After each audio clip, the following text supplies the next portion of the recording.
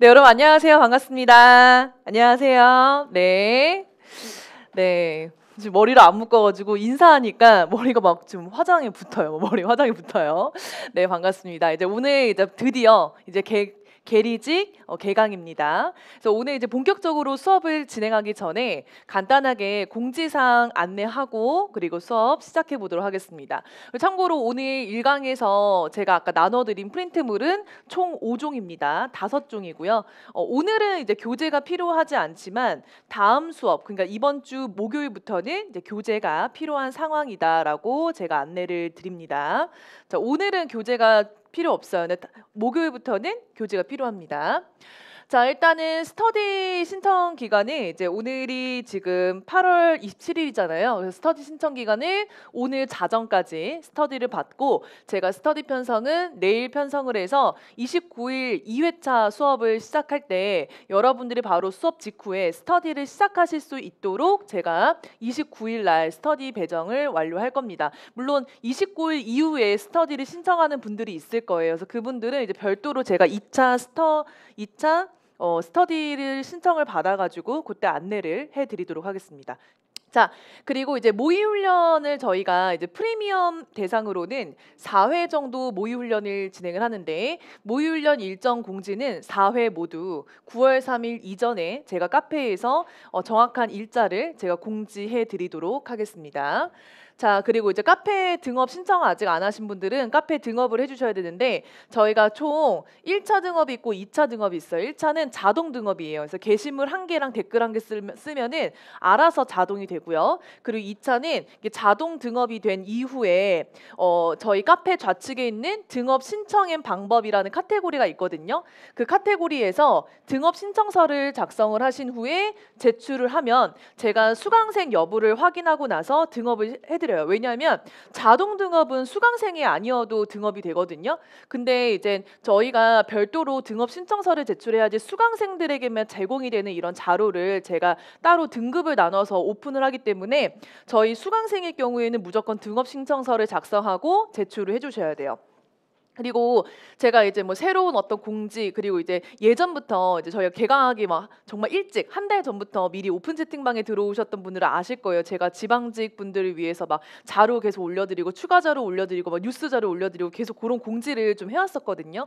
그래서 미리 이제 오픈 채팅방에 들어오신 분들이라면 아셨을 건데 여러분들이 오픈 채팅방에 들어오셔야지 제가 이제 카페에서 공지한 내용 중에서 중요하다고 생각하는 점, 그 추가로 뭐 뉴스 자료지 이렇게 중요한 공지 사항 같은 것들은 여러분들과 오픈 채팅방에서 같이 소통을 할 거기 때문에 아직 오픈 채팅방에 들어오지 않으신 분들, 아까 저희 지금 현장에는 다 들어오셨다라고 했지만 지금 인강을 듣고 있는 분들 같은 경우에는 또 아직 들어오지 않은 분들도 있거든요. 그래서 오픈 채팅방의 검색에 2024 면접 정보방 하면은 에듀윌 김소영이라고 검색하면 나와요. 근데 이제 제가 들어있는 오픈 채팅방 리스트가 몇 개 더 있을 거예요. 근데 앞에 2024 올해니까 2024만 딱 확인하고 가장 인원수가 많은 채팅방으로 들어오시면 됩니다.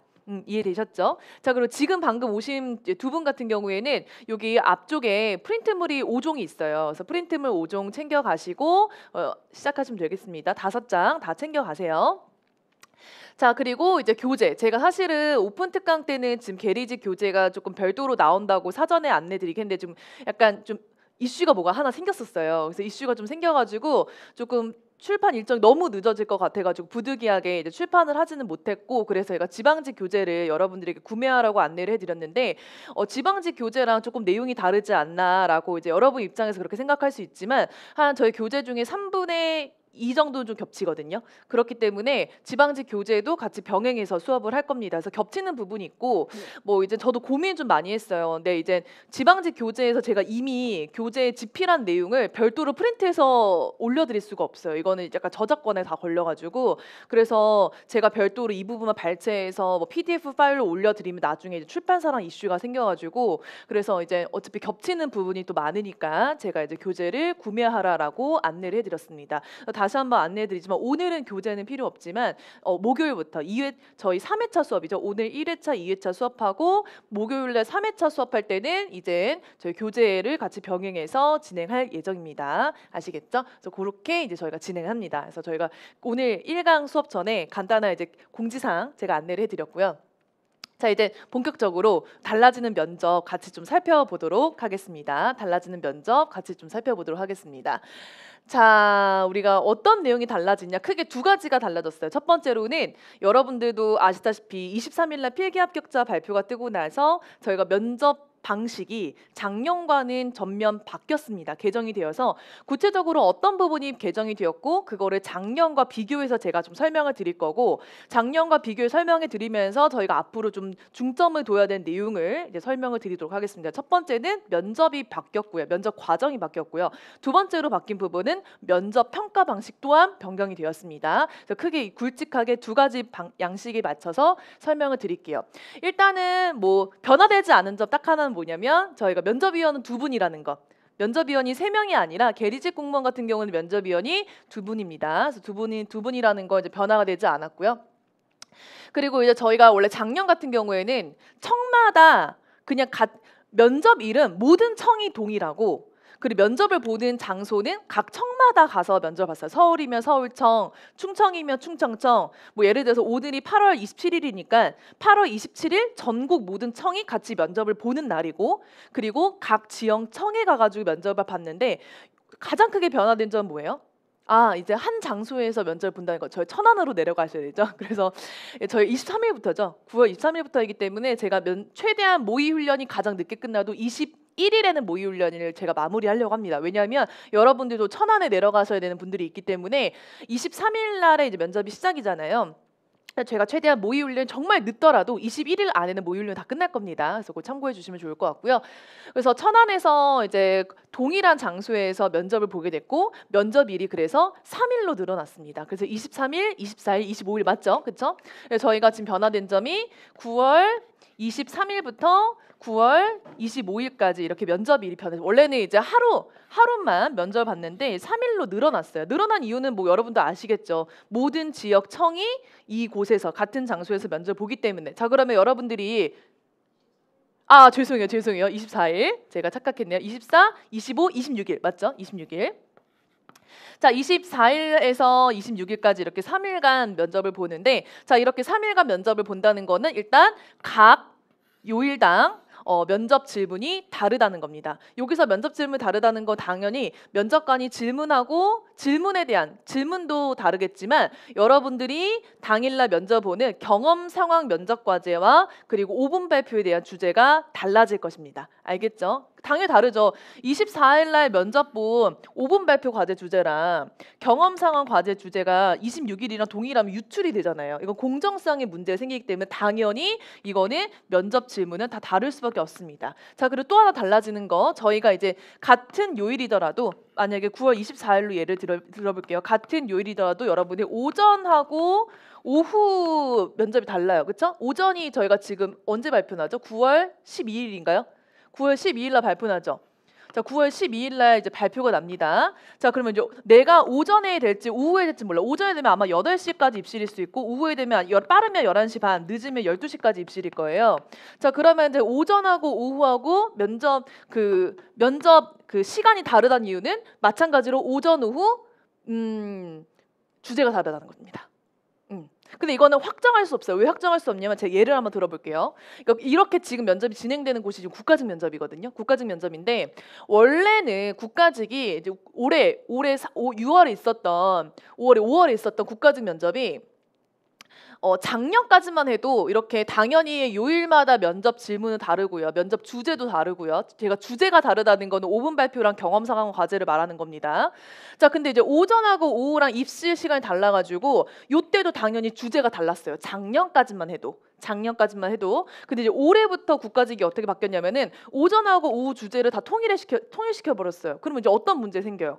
오전 면접이 끝난 친구들은 밖으로 나올 텐데 또 유출이 되잖아요. 그래서 이런 문제를 방지하기 위해서 국가직 때는 어떻게 했냐면, 이제 오전하고 오후 주제가 통일되고 나서부터는 어떻게 했냐면은 오후 수험생들이 입실하기 직전까지 오전 친구들이 못 나가요.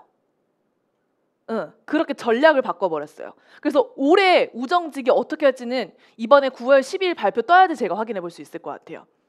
혹은 면접 당일이 되어봐야지 알 것 같아요. 이거 정확한 거는 면접 당일날 확인할 수 있거든요.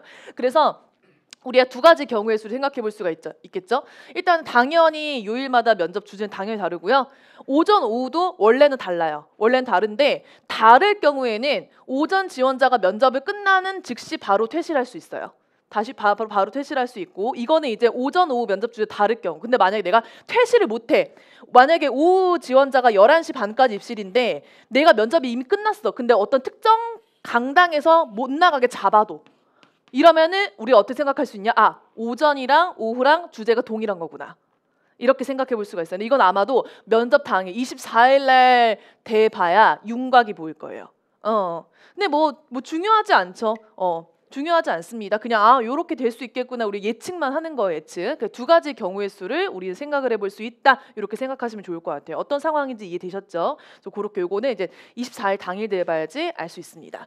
자, 그러면은 제가 또 달라지는 면접 방식에 대해서 좀 안내를 해드릴게요. 저희가 첫날에 보는 지역이 서울이랑 어디죠? 서울이랑 지금 경북 하나 더 있죠? 전북? 여기 새 지원청인가요? 네 개요. 네, 저 제주요. 자, 이렇게 여기가 이제 9월 24일 날 이제 면접을 보는 이제 당일입니다. 그래서 이거는 이제 저도 올해 처음이라서 어떻게 될지 좀 예측하기 힘든데, 이제 예측을 두 가지를 해볼 수가 있어요. 자, 첫 번째 예측은 뭐냐면은 그냥 서울은 서울, 경북은 경북, 전북, 제주끼리 면접관이 별도로 이제 배치가 되는 경우. 별도로 배치가 되는 경우. 근데 이렇게 별도로 배치가 될 경우에는 요 서울하고 경북하고 요 라인은 경쟁자일까요? 경쟁자가 아닐까요? 경쟁자가 아닙니다. 알겠죠? 그러니까 A팀, B팀, C팀, D팀이 이렇게 될 수도 있고요. 그냥 요것과는 상관없이 랜덤으로 돌릴 수도 있어요.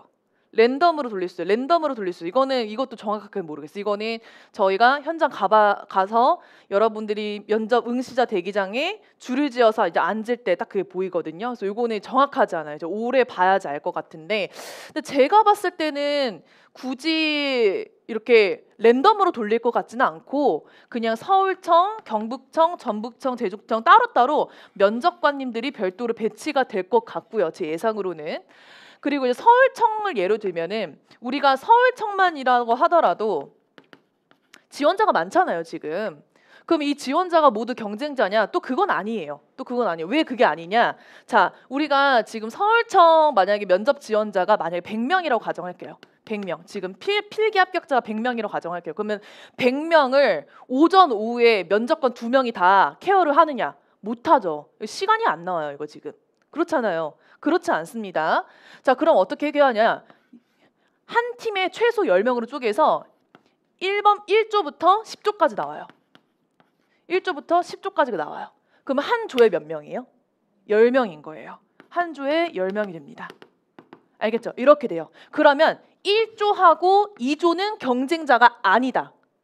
왜? 1조 면접관, 2조 면접관, 3조 면접관, 4조 면접관, 10조 면접관 다 달라요. 그러면은 서울청이 만약에 100명이라 피해랍자가 100명이라 하고 이걸 10팀으로 나눴을 때 면접관은 총 몇 명이에요? 면접관 20명이 되는 거예요. 한 조에 2명이니까 면접관은. 그 면접관은 그러면 그냥 10팀의 면접관이 있는 거고 20명의 면접관이 있는 겁니다. 자, 그러면은 내가 1조에 배정될지 2조에 배정될지는 아무도 몰라. 이거는 현장 가야지 알 수 있어요. 그러니까 여러분들이 9월 12일 날 발표되는 거는 내가 오전 시간인지 오후 시간인지만 발표가 되는 거고, 그리고 내가 몇 조에 몇 번인지는 절대 미리 공지 안 돼요. 왜? 이거 부정행위예요. 그래서 이거는 현장 가야지 우리가 확인을 해볼 수가 있습니다. 그럼 만약에 우리 수험생들 중에서 이제 내가 만약에 여기 두 분이 서울청이라고 치면은 두 분 다 예를 들어서 똑같이 오전에 배치가 됐어. 그 우리 경쟁자가 될 수 있겠다라고 생각은 하고 갈 수 있겠지만, 또 면접 현장에 가서 만약 여기 앉아 있으신 분들은 A조에 나 배정이 됐고 여기 2조는 B조에 배정이 되었어. 그럼 둘은 경쟁자 아니야? 아니에요. 같은 조끼리만 경쟁자예요. 면접관이 다른데 어떻게 경쟁이 돼요? 평가를 지금 각각 다르게 들어가는데. 그래서 같은 조에 있는, 그러니까 1조라고 치면 1조에 1번부터 10번까지 있는 이 10명의 지원자가 경쟁자가 되고, 여기에서 우수 보통 미흡이 나오는 거예요. 무슨 말인지 이해되셨죠? 그러니까 이런 식으로 평가되는 겁니다. 자, 그럼 제가 하나 팁을 좀 드릴게요. 지금 이제 국가직 같은 경우도 이제 저희가 이제 올해 이제 되게 이슈가 있었는데 이제 우정직인 거예요. 근데 이제 한 사람은 1조에 배정이 되고 이제 한 사람은 예를 들어서 이렇게 1조에 배정이 되고 같은 조원이에요. 같은 스터디 조원인데 한 친구도 2조에 이렇게 배정이 된 거예요. 그리고 이제 2조에 배정이 된 거예요. 근데 이게 지금 이거는 100%는 아니고 보통 제가 한 말처럼 진행이 될 것 같긴 한데 참고만 하세요. 이거 이따 설명드릴게요. 이거는 일단 면접 흐름을 좀 이해하고 설명에 좀 더 이해가 될 것 같아요. 자, 일단은 우리가 지금 여기까지 이해되는 거는 뭐냐면 우리가 같은 서울청이라고 해도 다 면접관이 같은 면접관이 아니라 조별로 나눠지고 그 같은 조에 배정이 됐을 때 경쟁자가 되는 거구나. 우리 여기까지만 일단 이해하면 됩니다. 여기까지 이해되셨죠? 그게 좀 달라지는 거예요. 자, 그러면은 제가 다시 왼쪽으로 돌아와서 이제 흐름을 좀 설명해 드리도록 하겠습니다. 자, 이거는 우리가 필합 발표 당일날 면접 특징 그 서류에 오픈이 된 내용이죠. 좀 설명해 드릴게요. 자, 응시자 대기장이라는 곳이 있어요. 응시자 대기장. 여러분들이 장소에 가면은 착석해야 되는 그 자리를 의미하는 거예요. 응시자, 그러니까 오전이면은 오전 모두 이제 다 응시자 대기장 앉아 있는 거예요. 그럼 다 같이 지금 여러분 여기 앉아 있잖아요. 똑같이 이렇게 앉아 있는 거예요. 무슨 말인지 알겠죠? 똑같이 앉아 있는 상태에서 면접 평정표 2매를 작성을 합니다. 2매를 작성하는 건 뭐냐면 여러분을 평가하는 항목표라는 거예요. 2매를 작성한다는 건 면접관 2명이에요. 평정표를 3매를 작성한다? 면접관 몇 명? 3명이 되는 거예요. 근데 지금 딱 2매로 나왔으니까 면접관 2명이구나. 자, 그리고 똑같이 앉아있는 이 자리에서 모두가 동시에 뭘 한다? 경험상황 면접 과제를 20분간 작성한다. 그러니까 경험형 하나랑 상황형 하나를 작성하는 거예요. 10분 10분 분배해야 돼요. 근데 우리가 경험 과제는 지금 사전에 오픈이 됐거든요. 주제? 이 말은 뭐예요? 잘 작성해라. 그러니까 경험은 7분 안에 작성을 끝내시고 상황 과제는 13분 안에 끝내시면 됩니다. 이건 제가 수업 시간 자세히 설명드릴 거예요. 그러니까 지금은 이런 게 있구나. 작년에 이거 없었어요. 작년에 경험 상황 과제 작성하는 거 없었습니다. 작년에. 자, 그래서 요게 이제 새로 생겼어요. 그러면은 자, 20분 동안 막 작성을 해. 작성을 하고 이제 20분이 끝났어. 그럼 작성할 때 어떻게 시작하냐면요. 아마 올해 처음이라서 오정직도 지금 막 정신이 없을 거예요. 뭐가 되게 멋있게 막 준비해 이제 딱딱딱 맞춰 준비하지 않고 되게 분주할 거거든요. 특히 첫날은. 그러면은 그냥 뭐 차인배 이런 것도 없이 아마 제 말이 거의 맞을 거예요. 20분 동안 지원자한테 이제 자, 지금부터 짐 다 넣으세요. 뭐 짐 다 넣으세요. 자, 그리고 네, 지금 바로 20분 시간 되고 시작하겠습니다. 뭐 이런 식으로 이제 그냥 이렇게 안내만 할 거예요. 그러면 앞에서 이제 네, 지금 20분 시작할게요 하면은 이제 경험사원 면접 과제 작성하고 끝나기 10분 전. 네, 10분 남았습니다. 네, 5분 남았습니다. 네, 3분 남았습니다. 네, 1분 남았습니다. 종료하겠습니다 하고 바로 다 걷어가요. 알겠죠? 뭐 이렇게 뭔가 우리가 생각하는 것처럼 막 안내 방송이 나오고 절대 그렇지 않을 거예요. 이렇게 음성으로 구두로 안내를 할 겁니다. 자, 그렇게 해서 이제 딱 20분이 종료가 끝난 동시에 다 걷어갈 거야. 자, 요게 지금 중요해요. 다 걷어갑니다. 걷어가요. 자, 응시자가 작성해서 제출한 경험상황 작성문은 해당 조의 면접관에게 사전에 배포되면 이게 뭔 말이에요? 걷어가서 미리 면접관한테 배분하니까 걷어간다. 20분 동안 작성하고 끝나면 이제 내 손에는 없는 거예요. 수중에. 무슨 말인지 알겠죠? 면접 시 응시자는 별도의 자료가 제공되지 않음. 요 때부터 되게 중요합니다. 제가 이제 말씀을 좀 드릴 거예요. 자, 근데 제가 아까 뭐라 했죠? 여기 응시장에서는 만약에 내가 오전에 배치가 됐다. 그럼 모든 앉아있는 사람이 동시에 같이 작성하는 거라고. 그쵸? 그 다음이 더 중요해요. 자, 그 다음 발표 과제실로 이동을 해요. 자, 근데 여기 앉아있는 사람들이 다들 우르르르 이동한다? 절대 아니야. 절대 아니에요. 자, 뭐라 했죠? 조별 응시 순서에 따라. 자, 이게 무슨 말이냐? 아까 제가 면접 첫날에 서울, 경북, 전북, 제주청이라고 했잖아요. 그러면은 서울청을 예를 들면은 1조부터 10조 아까 예를 들었죠. 그러면 보시면 조별 응시 순서에 따라 이게 뭐냐면 각 조의 1번만 이동이야. 이거는. 그러면 서울청이 1조부터 10조, 경북청이 11조부터 20조 이렇게 되면 각 조의 1번부터 각 조에 10명이 배정되어 있다고 치면 각 조의 1번만 일어나서 이동하는 거예요. 그럼 다시 말해서 각 조에 뭐 1조부터 100조까지 있다고 치면 각 조에 2번, 3번, 4번, 5번, 6번, 7번, 8번, 9번, 10번은 대기예요. 대기예요. 무슨 말인지 알겠죠? 대기. 자, 그러면은 각조, 여기 조별 응시 순서가 뭐냐면 각조 1번만 이동하는 거예요. 발표 과제실로 이동하는 것. 자, 근데 오전은 보통 8시 입실이고 오후가 11시 반 12시 입실이면 보통 한 조에 10명이라고 치면 오전은 보통 3명이나 4명이 배정이 될 거고요. 오후는 5명, 6명이 배정이 될 겁니다. 그러면 지금 오전 조로 예를 들고 있으니까 만약 오전 조가 4명이 배치가 됐다. 그러면은 그러니까 지금 1조에 1번부터 10번까지라고 하면은 1번부터 4번까지는 오전이고 5번부터 10번까지는 오후라고요. 그러면 1조에 1번만 먼저 이동을 하니까 오전이라고 가정을 했을 때 1조에 2번, 3번, 4번은 계속 앉아서 대기입니다. 무슨 말인지 알겠죠? 그럼 가장 늦게 일어나는 번호는 오전 몇 번이에요? 4번이 되는 거예요. 자, 이게 무슨 말일까? 대기 시간이 길다라는 겁니다. 특히 오후는 무한 대기예요. 아마 제 예상이 맞다면 오후가 끝나는 시간은 6시입니다. 빨리 끝나도 5시예요. 그럼 만약에 내가 11시 반까지 입시를 하라고 했어. 근데 만약 6시에 끝난대, 예를 들어서.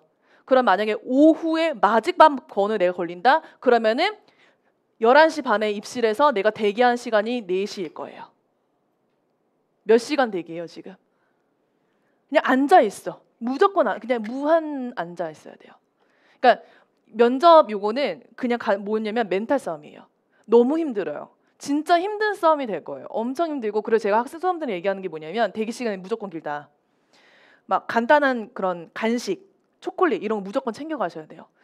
그리고 막 본인이 자주 마시는 음료 무조건 챙겨 가셔야 돼요. 그리고 구두 신고 가지 마시고 그냥 크록스 신고 가세요.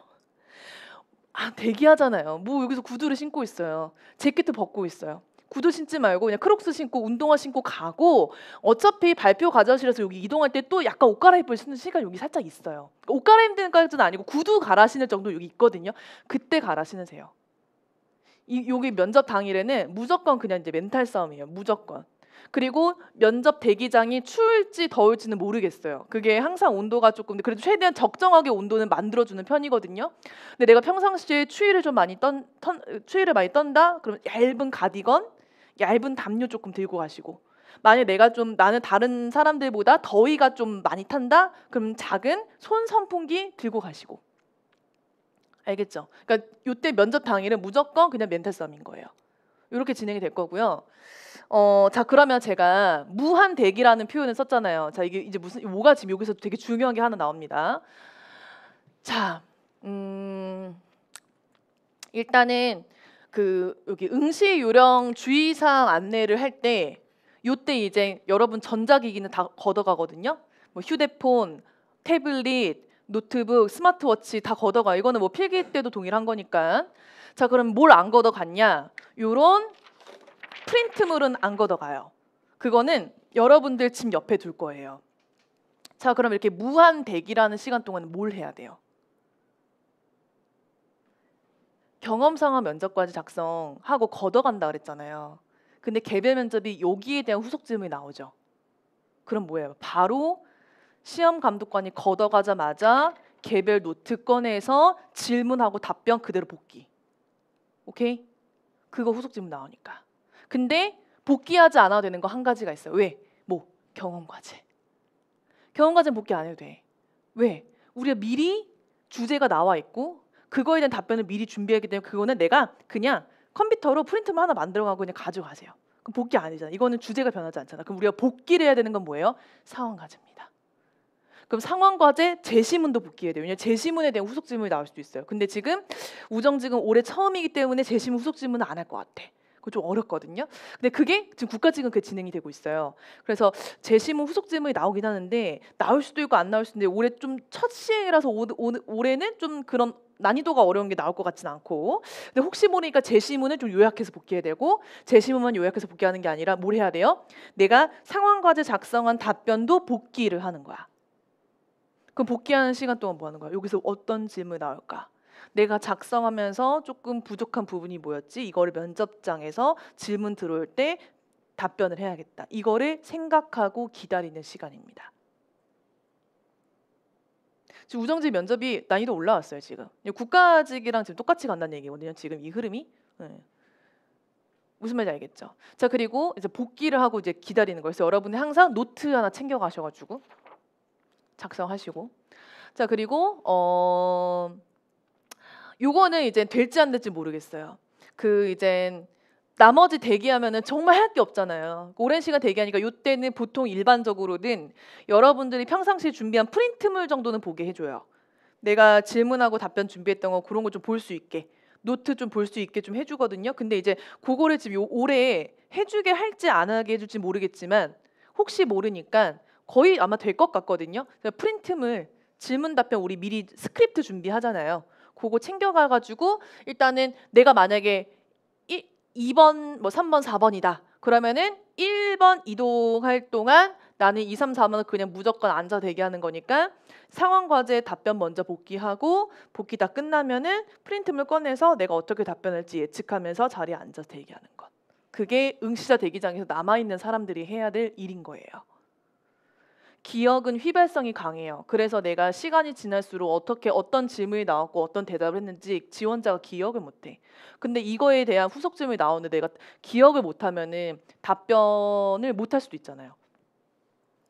그래서 복귀를 해야 돼요. 그러니까 저도 사실은 지금 제가 좀 어렵게 말씀드리고 있긴 한데 올해 우정직 면접이 어려웠어요. 올해 국가직 우정직 면접이 어려웠거든요. 근데 그 기조를 그대로 따라가면 올해도 계리직도 어렵게 나올 것이고 혹은 계리직이 올해 전면 개정한 게 첫 시행이기 때문에 조금 난이도가 낮게 나오면 되게 낮게 나올 것이고 지금 난이도 조절을 어떻게 할지 저도 모르겠거든요. 근데 그렇게 쉬울 것 같진 않아요. 뭐 작년 계리직 면접도 그렇게 쉽진 않았거든요. 그래서 난이도가 엄청 쉬울 것 같진 않은데 일단은 저희는 올해 첫 시행이니까 난이도가 낮은 버전과 난이도가 높은 버전을 그냥 둘 다 준비하는 게 그냥 심적으로 편할 것 같아요. 알겠죠? 그래서 그렇게 좀 준비를 해야 되는 겁니다. 혹시 여기까지 이해 다 되셨을까요? 여기까지. 자, 그럼 이제 발표 과제실로 가서 5분 발표 과제문을 10분 동안 검토합니다. 그렇죠? 근데 좀 달라진 게 있어요. 이제 작년까지만 해도 이게 사전조사서라는 우리가 표현을 여러분도 알고 계실 거예요. 근데 말이 사전조사서지 5분 발표 과제라는 거는 다 똑같았거든요. 그냥 뭐 문제점 개선 방안 얘기해봐라 이건데 워딩만 달라진 거고요. 워딩만 달라진 거고 여기서는 뭐 위축될 거 없고. 근데 제가 여기서 약간 의아했던 게 뭐냐면 작년에 사전조사서를 작성한 시간이 30분이었거든요. 근데 올해 10분이에요. 이거 3분의 1로 지금 단축이 됐단 말이에요. 단축이 됐는데 또 이젠 필기 그 공지문에 보니까 우본이 현황하고 시사에 관련된 제시문을 검토해서 의견을 발표한다라고 썼어요. 그러니까 사전조사서 작년 주제도 요 유형이었거든요. 유형은 변화가 없지만 시간은 단축했다. 그래서 추론을 좀 해보니까 이런 게 나오더라고요. 원래 이제 사전조사서 우리가 30분 동안 작성을 할 때 그 작성을 하기 위해서 제시문을 몇 개를 줘요. 2개에서 3개. 근데 이게 아마 한 장으로 줄어들 것 같아요. 그러니까 차라리 제시문 양이 줄고 그러니까 작성 시간을 10분으로 단축한 게 아닌가 지금 그렇게 저는 지금 추측을 하고 있거든요. 그래서 아마 그럴 것 같아요. 그러니까 주제 유형은 달라지지 않았는데 작성 시간이 줄어들었다. 아, 그러면 제시문을 분석하는 시간이 줄었겠구나. 이렇게 유추해 볼 수가 있겠죠. 그래서 그렇게 될 것 같습니다. 네, 그렇게 될 것 같고요.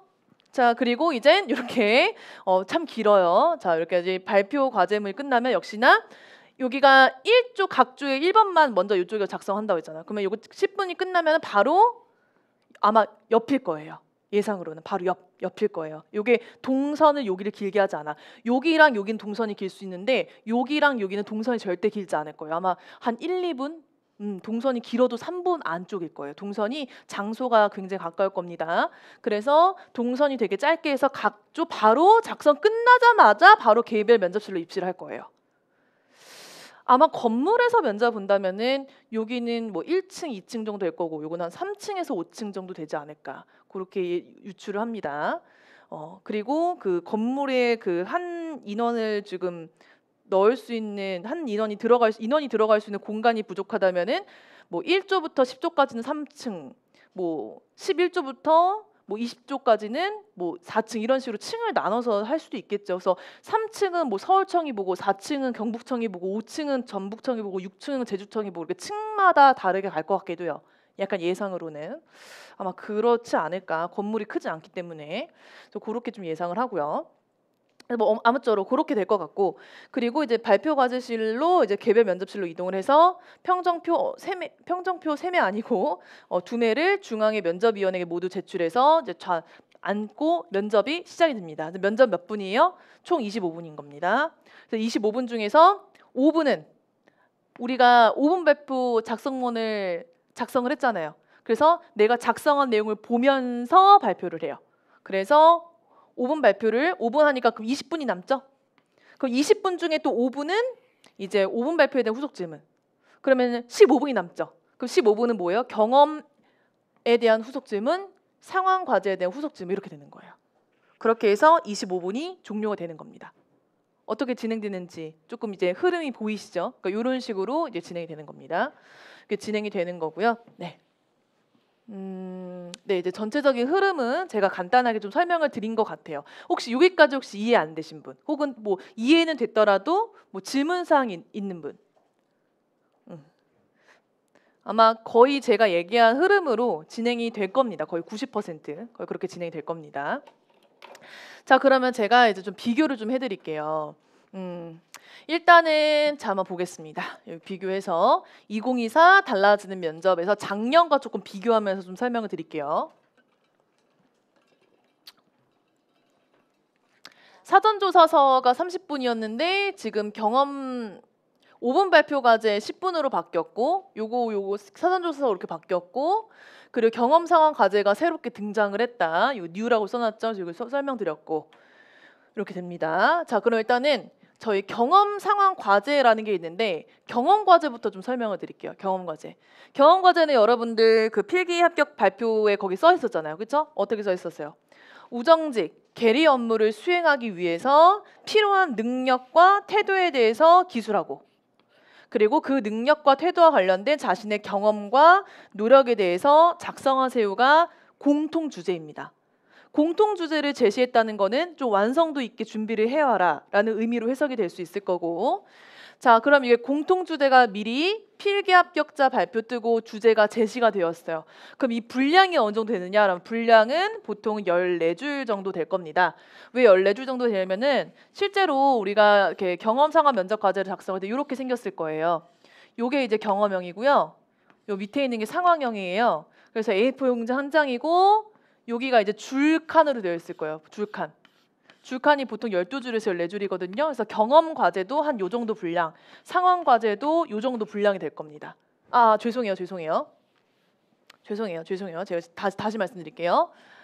요거는 제가 이제 경험 상황 과제 때 설명드릴 건데 요게 제시문이고요. 요게 작성지가 될 겁니다. 그리고 경험 주제는 공통이라고 해서 이제 경험 딱딱딱 나와 있을 거고, 여기가 이제 상황형이라고 해서 상황 제시문이 나올 거예요. 제시문 내용은 한 3줄에서 4줄 나올 거고, 그리고 여기에서 이제 줄칸이 막 이렇게 있을 거야.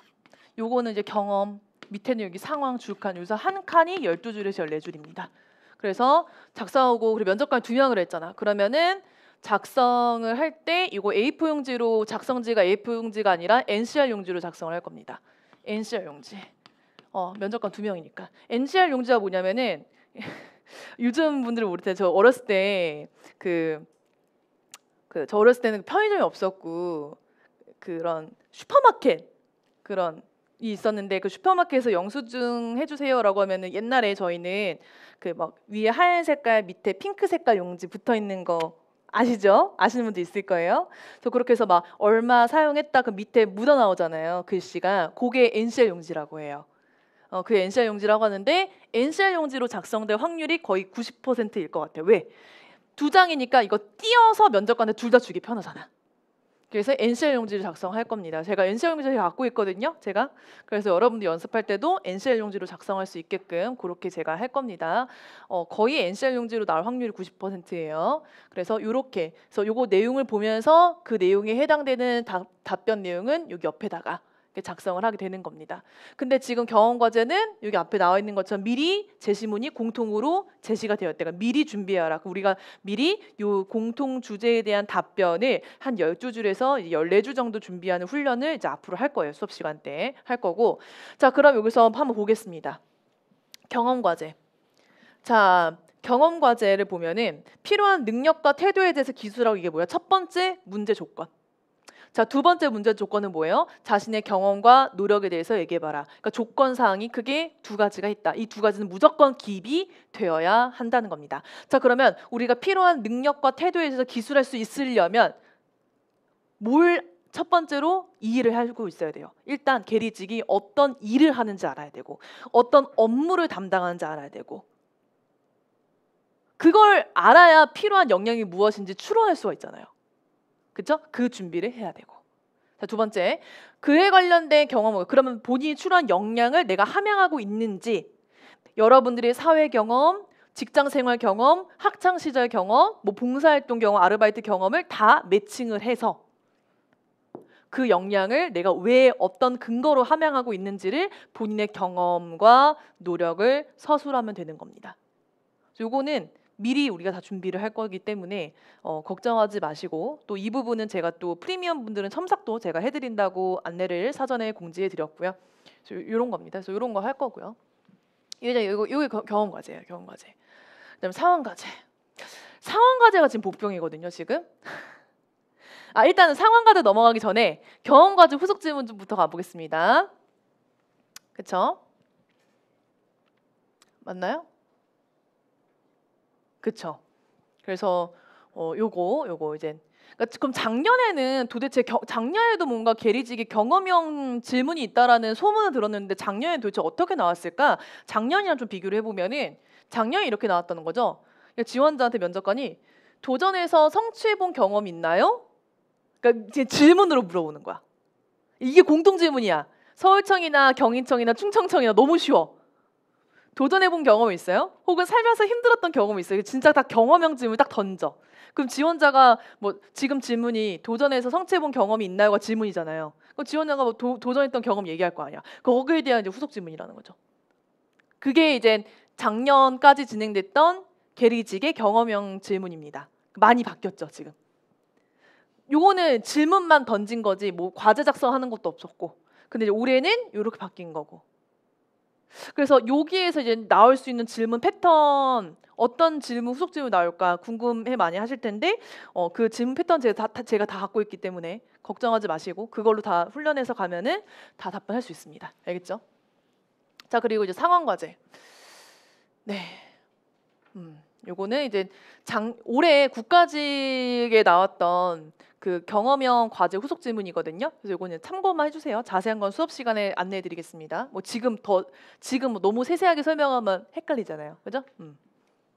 그리고 약간 힘들잖아 마음이. 그렇잖아요. 제가 이제 복병이 지금 상황 과제예요. 상황 과제인데, 그러니까 저는 항상 그렇게 생각해요. 저는 최악을 생각해야 된다라고 하는 생각 주의예요. 최악을 생각해야지 대비를 할 수 있거든요. 저는 그냥 쉬운 것부터 어려운 것까지 다 할 겁니다. 수업 시간에. 왜냐면은 올해 처음이기 때문에 어떤 기조로 흘러갈지 지금 예측이 안 돼요. 지금 예측이 안 되기 때문에 그냥 다 준비하는 게 맞는 것 같고.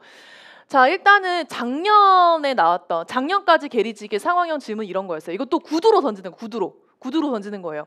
과도한 업무 부담 시 어떻게 하겠는가? 본인이 입직을 했어. 근데 업무가 과중하대. 업무를 과중했어. 업무의 양이 많아. 그럼 그때 본인이 어떻게 할 거예요? 제가 한번 보기를 드릴 테니까 보기 안에서 말씀해 보시겠어요? 첫 번째, 그대로 받는다. 두 번째, 상사분께 업무량을 조절해 달라고 한다. 세 번째, 아예 반려시킨다. 세 가지 안 중에 본인은 어떻게 행동하실 거예요? 라고 구두로 물어본 거지. 지원자가 뭐 1번이나 2번이나 3번 중에 뭐 하나 얘기하겠죠. 그 답변에 대한 후속 질문이라는 거예요. 그쵸? 근데 이제 이런 거. 근데 지금 이제 작년까지 나왔던 그 계리직의 상황 질문을 살펴보면은 일단은 작성을 하지도 않았고 구두로 질문 던지고 당연히 질문의 난이도가 쉬울 수밖에 없죠. 그래서 보통은 공직에 대한 상황 질문이나 조직에 대한 상황 질문을 했다고요. 조직에 대한 상황 질문이 뭐예요? 조직 적합성을 물어보는 질문. 업무 과중이 일어나면 어떡할래? 업무 공백 생기면 어떡할래? 만약에 상사가 마음에 안 들면 어떡할래? 의사소통이 잘 안 되면 어떡할 거야? 그냥 꼭 계리직이 아니라 우리가 조직 생활하면서 일어날 수 있는 상황이 있잖아요. 그러니까 그런 게 나왔다고요. 혹은 규정, 공지 관련된 거. 이거는 뭐 법령 어긋나는 거. 뭐 만약에 상사가 관용 차량을 사적으로 타는 거를 알게 되었어. 어떻게 할래? 관용차라는 공공이잖아요. 그러니까 사적으로 이용하는 거는 안 되는 거죠. 이거는 국무 행동 강령에 어긋나는 행위라고요. 이거는 규정 위반이라고요. 뭐 이런 것들. 아니면 정말 친한 동료가 유튜브로 수익 창출하는 걸 알게 됐어. 어떻게 할래? 이거 유튜브 수익 창출하는 거 겸직금지 의무에 해당이 되는 거거든요. 그러니까 이것도 규정 위반인 거예요. 그러니까 이렇게 이런 공직에 관련된 쉬운 주제가 나왔다고요. 근데 올해는 어떻게 바뀌었어요? 작성을 한다면서요. 심지어 작성할 시간도 준다면서. 그럼 이렇게 공직하고 조직 유형이 나올 수도 있어요. 나오더라도 간단하게는 안 나와. 3줄에서 4줄. 4줄 이하로 나옵니다. 제시문을 분석해야 돼요.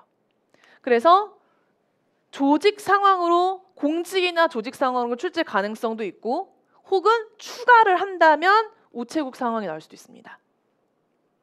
그리고 동일하게 공직과 조직 상황이 나온다고 하더라도 난이도는 좀 더 올라갈 거예요. 지금처럼 어렵게 안 나와요. 좀 쉽게 간단하게 안 나와요. 3줄에서 4줄.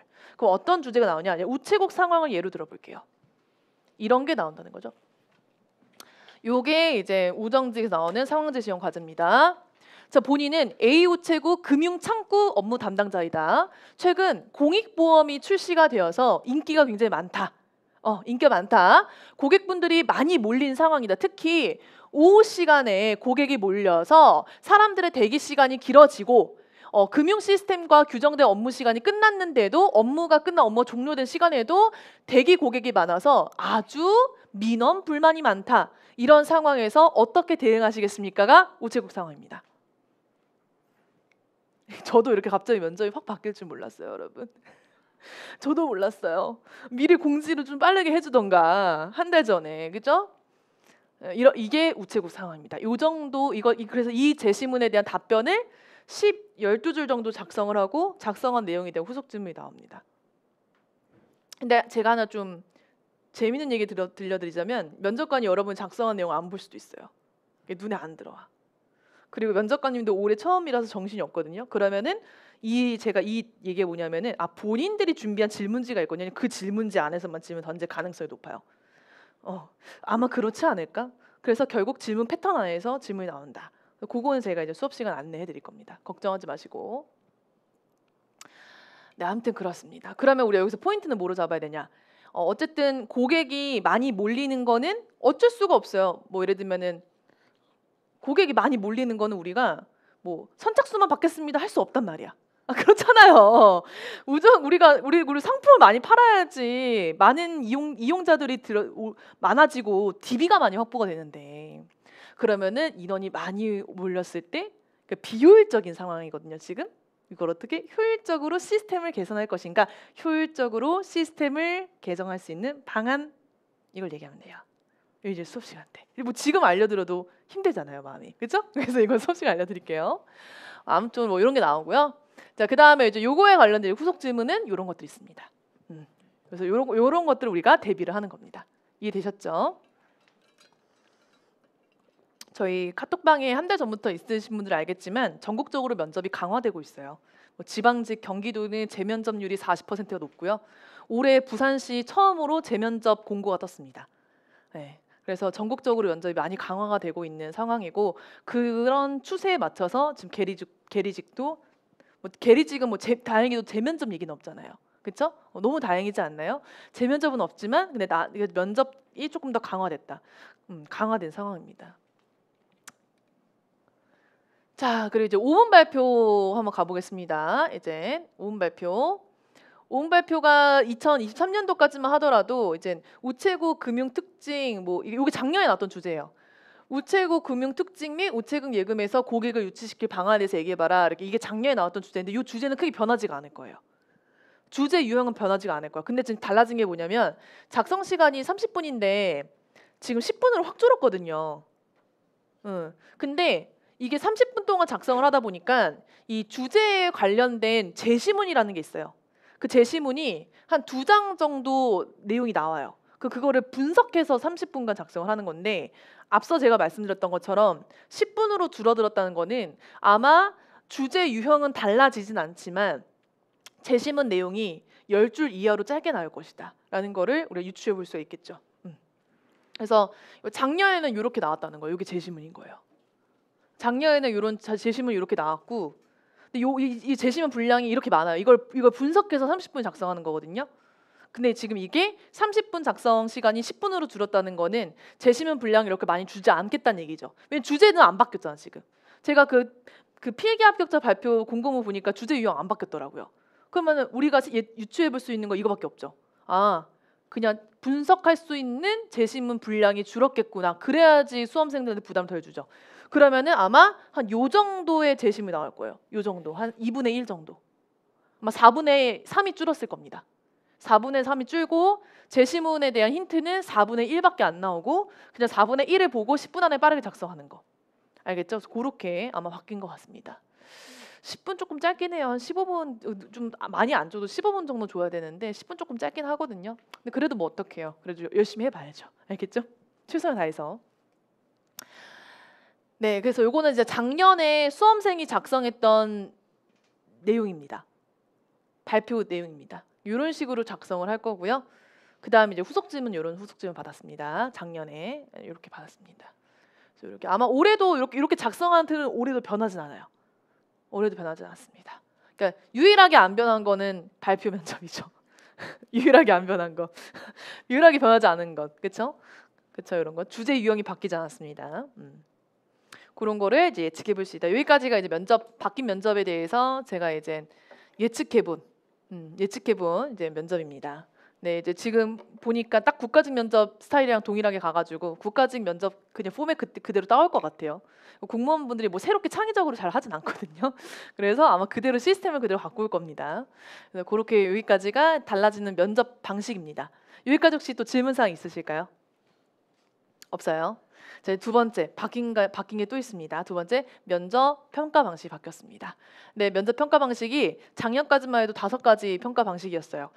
공무원으로서의 정신 자세, 전문 지식과 그 응용 능력, 의사 표현의 정확성과 논리성, 그리고 예의 품행 성실성, 창의력 의지력 발전 가능성. 작년까지만 해도 이 5가지의 평가 방식으로 지원자를 평가를 했는데 올해부터 4가지 평가 방식으로 바뀌었습니다. 그래서 여기 보시면은 첫 번째 소통 공감, 두 번째 헌신 열정, 세 번째 창의력 신, 네 번째 윤리 책임. 근데 뭐 평가 방식은 바뀌었지만 뭐 워딩만 바뀐 거고요. 뭐 세부적인 내용은 크게 달라지지 않았어요. 여기 보시면은 소통 공감이 라고요. 얘가 나고, 얘가 마고, 얘가 갑니다. 알겠죠? 이렇게 매칭하시면 돼요. 라가 소통 공감, 그리고 나가 전문 지식, 요거 마가 여기 창의혁신, 윤리 책임, 이렇게 바뀐 겁니다. 이렇게 매칭이 바뀌었고요. 지금 빠진 게 뭐예요? 얘가 빠졌죠. 얘는 빠져도 될 만했어요 원래. 왜 그러냐면은 좀 설명해 드릴게요. 가부터 설명해 드릴게요. 윤리 책임. 이게 뭐냐면 공무원으로서의 정신 자세가 공무원으로서 윤리 정신과 책임 의식을 갖고 있어야 된다. 그럼 공무원으로서 어떤 윤리 정신과 어떤 책임감이 필요할까요? 그러니까 여기에 관련해서 나올 수 있는 질문이 뭐냐면 공직 적격성을 물어보는 질문입니다. 그래서 공무원으로서 필요한 어떤 역량, 공직같이 알고 있는 게 있냐? 뭐 공무원 6대 의무 얘기해봐라. 적극행정 알고 있냐? 적극행정인 공직자로서 왜 중요하냐? 근데 왜 공직자도 적극행정 안 하냐? 공직에 관련된 거. 물론 지금 제가 말씀드린 이 워딩이 다 생소할 거예요. 이거는 공직에 관련된 건 이번 주 목요일에 배웁니다. 알겠죠? 그래서 요게 바로 공직자로서 가져야 되는 기본 소양에 관련된 질문이고요. 이 질문이 나온다는 겁니다. 왜냐하면 4번째를 평가해야 되기 때문에. 알겠죠? 자, 이번에는 여기 나로 가볼게요. 헌신열정. 자, 내가 정말 계리직 공무원으로서 업무에 대한 그 열정이 있다면은 그 업무에 대해서 헌신하는 마음가짐이 있어야 되고, 내가 업무에 대해서 헌신을 하게 되려면 그 업무에 대한 전문성이라는 게 필요해요. 그래서 쉽게 말해서 2번 헌신 열정이라는 거는 전문성을 의미하는 겁니다. 계리직으로서의 계리직 적격성, 직무 적격성을 보는 게 바로 2번이에요. 직무 적격성. 그럼 여기서 물어보는 게 뭐냐? 계리직에 왜 지원했냐? 계리직으로서 직무 강점이 뭐냐? 지원자분 어디 학과 나왔어요? 학교는 안 물어봐요. 어디 학과 나왔어요? 뭐 경영학과요. 그래요? 그럼 경영학과에서의 배운 점이 계리직에 어떤 도움이 되나요? 지원자분 뭐 봉사활동 했다고 했는데 그게 계리직에 어떤 도움이 되죠? 계리직의 전문성을 향상하기 위해서 어떤 노력을 하셨죠? 반대로 계리직 공무원으로서 부족하다 생각하는 점 뭐죠? 이렇게 직무 적격성을 물어보기도 하고 직무 배경식도 물어보긴 합니다. 우편 구격에 대해서 얘기해 보세요. 뭐 EMS와 프리미엄 EMS 차이점 얘기해 보세요. 이런 것들. 그리고 예를 들어서 뭐 우체국 상품 이용해 본 적 있어요? 우체국 방문해 본 적 있어요? 방문해 보면 장단점이 뭐였어요? 우체국 상품 뭐 이용했죠? 게이드 카드 이용해, 브라보 카드 이용했어요? 브라보 카드 이용하면서 좋은 점 나쁜 점 얘기해 보세요. 이런 것들. 거의 2번이 이제 계리직에 관련된 거. 그리고 소통 공감입니다. 그러니까 우리가 계리직으로 근무하게 되면 일단 첫 번째 만나는 대상자 누구죠? 민원인입니다. 민원인에 대한 소통 공감. 그리고 우리가 같이 일하는 동료 누구예요? 계리직 동료, 공무원들. 동료에 대한 소통 공감. 함께 의사소통 능력 이런 거 물어보는 거예요. 친절한 능력 이런 것들. 대민 능력 물어보는 겁니다. 그리고 창의혁신. 요거는 이제 2번에 대한 심화 질문이라고 생각하면 돼요. 창의혁신도 이제 내가 어쨌든 업무에 대한 전문성을 지속적으로 쌓아 올리려면 계속 발전하는 그런 자세가 필요하죠. 발전하려면 창의적이고 혁신적인 사고력이 필요한 거예요. 그래서 3번은 2번에 대한 심화 질문이라고 생각하면 되는데, 그러면 요거에서 물어볼 수 있는 게 뭐 예를 들면은 아까처럼 뭐 우체국에서 뭐 지금 민원인이 가장 많이 몰려서 업무에 대한 비효율성이 많이 강화되었는데 이걸 효율적으로 증진시킬 수 있는 방안에 대해서 말해봐라. 이런 것들이 창의혁신입니다. 무슨 말인지 알겠죠? 그리고 뭐 현재 우체국 같은 경우도 지방으로 갈수록 이제 우체국이 사용이 안 되는 곳이 굉장히 우체국을 이용하는 시민들이 굉장히 많이 줄어들고 있는데 이 거의 폐업 수준에 가까운 우체국을 활성화시킬 방안 얘기해봐라. 이런 게 세 번째. 활성화 방안, 문제점 개선 방안. 이게 세 번째. 알겠죠? 그래서 이렇게 바뀌었습니다. 그래서 바뀐 거 확인해 보시면 좋을 것 같고요. 지금 제가 설명해 드린 게 여러분 그 제가 오늘 나눠드린 프린트 자료 중에 계리직 면접 교재라고 나와 있는 프린트물이 하나 있거든요. 계리직 면접 교재. 잠깐만요. 네, 오늘 제가 나눠드린 계리직 교재라고 나와 있는 거 보시면은 그 목차 한 장 넘기면 목차가 있어요, 여러분. 그 지금 양면이거든요. 보시면은 35페이지, 거기 35페이지를 가시면 35페이지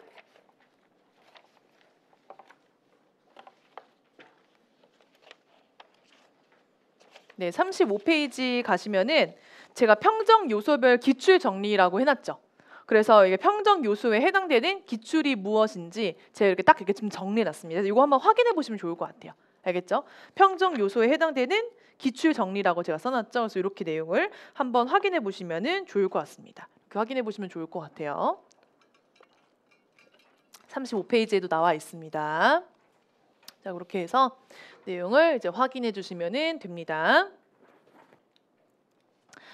네, 요거는 제가 빠르게 설명드렸으니까요. 네, 그러니까 여기까지가 저희 이제 계리직 면접이고요. 자, 그리고 저희가 38페이지 넘어가 보면은 계리직 면접 유형별 질문이라고 해서 이제 뭐 케이스 1을 보면은 우정사업본부 우체국, 케이스 2는 우체국 사업이해, 그쵸? 이렇게 나와 있고 39페이지, 40페이지, 41페이지 케이스 3 상단에 이제 계리직이라고 해서 나와 있기도 하고 42페이지 보면 케이스 4 계리직 상황 인적성 뭐 이런 질문이 쭉 나와 있기도 하고요. 이거는 제가 유형별로 질문 정리한 거고요. 44페이지까지 케이스 5까지 있거든요. 사전조사서 후속 질문 패턴 이런 거 나와 있습니다. 요거는 이제 유형별로 제가 또 나눈 거고요. 그리고 45페이지를 보면은 계리직 면접 3개년 기출 질문도 나와 있고요. 그리고 57페이지 넘겨보시면은 계리직 면접 3개년 면접 복귀입니다. 면접 복귀는 수험생들이 그때 당시의 상황 어떤 질문 받았고 그때 답변 어떻게 했는지 뭐 이런 게 나와 있습니다. 그래서 이렇게 여기 다 교재에 이제 계리직 관련된 내용이 나와 있으니까 여러분 내용 꼭 요거 확인해 보시면은 좋을 것 같습니다. 자, 그래서 정리해 보자면 1강을 한번 정리해 보자면 우리가 면접이 어떻게 바뀌었냐?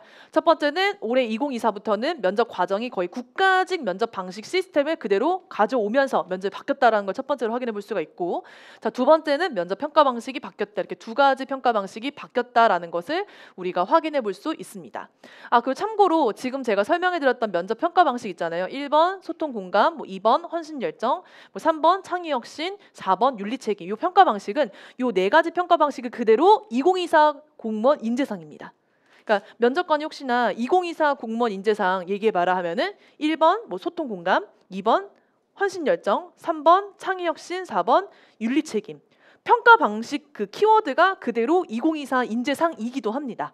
무슨 말인지 알겠죠? 그래서 그렇게 이해해 주시면 좋을 것 같습니다. 자, 여기까지 좀 빠르게 좀 설명을 드렸는데요. 혹시 여기까지 질문사항 혹시 있으신 분 있을까요? 막막하죠?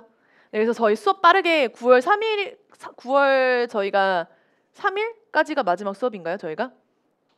9월 7일인가요? 그 7일까지 빨리 빼고 나머지는 모의 훈련을 많이 집중하는 그런 시간을 가지려고 합니다. 그래서 너무 뭐 한 달이란 시간이 어떻게 보면은 짧기도 하고 어떻게 보면 또 길기도 한데요. 그래도 저는 좀 충분하다라고 생각을 하기 때문에 너무 걱정하지 마시고 그냥 제가 내일 스터디 편성해 드리면은 목요일부터 바로 스터디를 시작하는 방향으로 진행하시면 좋을 것 같습니다. 스터디 운영 방식은요. 제가 스터디 편성이 되면 목요일 날 좀 더 수업 때 자세하게 좀 안내를 해드리도록 하겠습니다. 자, 그러면은 저희 지금 11시 정도가 됐거든요. 10시 53분이네요. 저희 쉬는 시간 한 20분 정도 갖고요. 11시 10분부터 15분 정도 쉬는 시간 갖고 11시 10분부터 2강 본격적으로 시작해 보도록 하겠습니다. 수고 많으셨습니다. 수고하셨습니다.